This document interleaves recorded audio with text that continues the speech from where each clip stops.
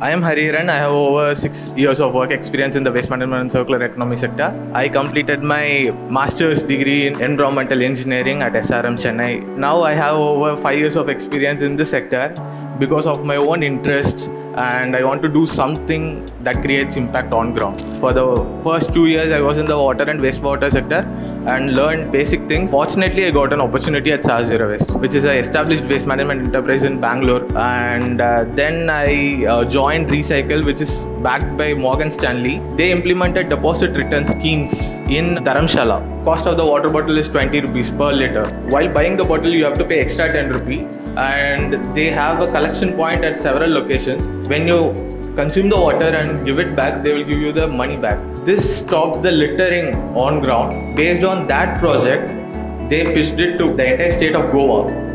And in the Goan Legislative Assembly, they have passed a law to implement deposit return schemes across the state. Initially, I started focusing on the downstream aspect, like how we can make Dot School of Design as a zero waste campus. And I started preparing with that notion.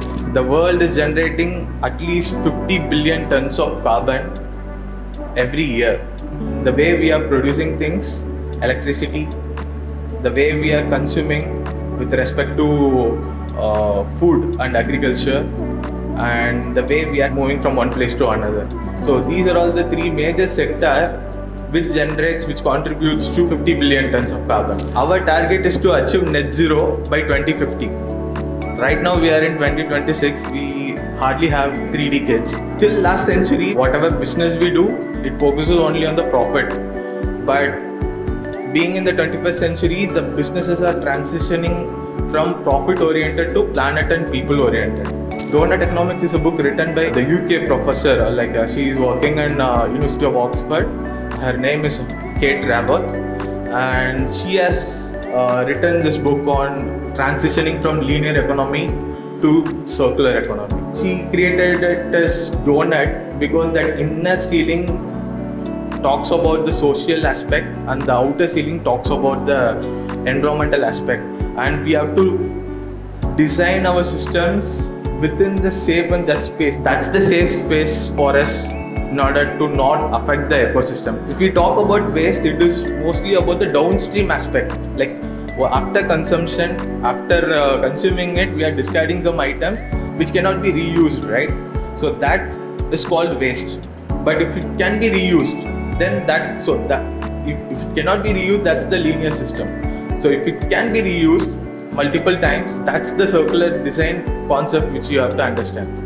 Whenever you are designing a project or designing any product or service, keep in mind whether it is a linear system or a circular system. With respect to Trash Waste India Foundation, what we do before the event, even during the planning stage, we used to associate with the event organizer, and then we collaborate with all the vendors. We brief them why we are doing this, why we have to achieve zero waste wedding events, and the vendors are also ready to collaborate, partner with us. And since it is a new initiative for them, they enjoy it during the process. I have so far conducted 5 weddings across Tamil Nadu, zero waste weddings. So 2 in Dakshin Chitra, I hope most of them know Dakshin Chitra in Muttukadu, and then 2 weddings in Tirupur and 1 in Trichy.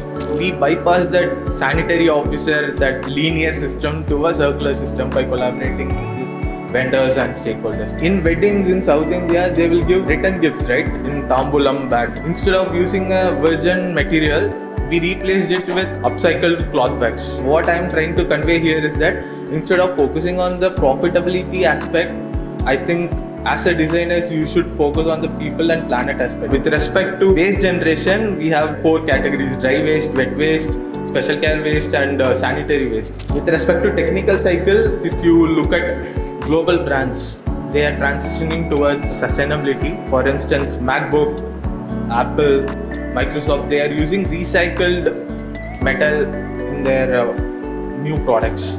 So likewise, whenever you are designing, instead of going for virgin material, you should think about getting into how we can use a discarded material as a resource. The government of India has banned 19 single-use plastic items from 2022. But even before that, Tamil Nadu is the first state to implement ban on single-use plastics for 14 categories. So in rest of India, there are only 19 SUP items which are banned. But with respect to Tamil Nadu, combining that 19 and 14, there are similar items. So right now there are 27 single-use plastic ban items. If you check Eco Alternative Directory, Tamil Nadu, you can just Google it. You will get a list of eco alternative manufacturers in Tamil Nadu. In the current system, 70% of the waste management system in India is dependent on the informal sector, which means daily rat pickers and those people who are not directly employed with respect to any private or government agencies. In order to formalize this system, the government encourages us to associate only with the authorized vendor who has registered their firm in the respective municipality. After point of collection, where will it go? It will go to the resource recovery facility or material recovery facility where segregation takes place. For the segregation, so the first level of segregation happens at the source and the second level of segregation happens at the resource recovery facility. Only if we segregate waste into 4 categories, it will go to the resource recovery facility, or else it will directly go to the landfill. There are different types of plastic, there are different types of paper. So first they will segregate plastic, paper, metals, those categories, and then within plastic they will segregate. So why are we segregating it? Because recyclers, right? So they won't segregate, one recycling facility can segregate only one type of material. They cannot process all material. So that's the reason we have to segregate at the source, and we have to ensure that it is going to the authorized resource recovery facility. Coming to the final part, steps to achieve zero waste goals. First, we have to know what is zero waste.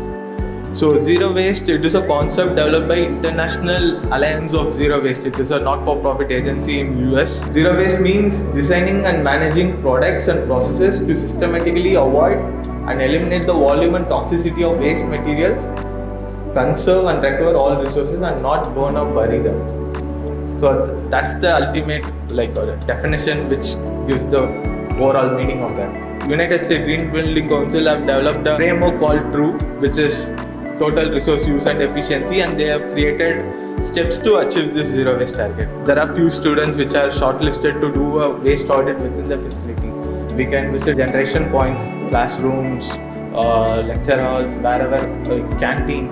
So we can interact with those people, we can learn how much waste they are generating and what types of waste they are generating. Why are we doing this activity? Just to understand what are we generating on a day-to-day basis and how we are managing it.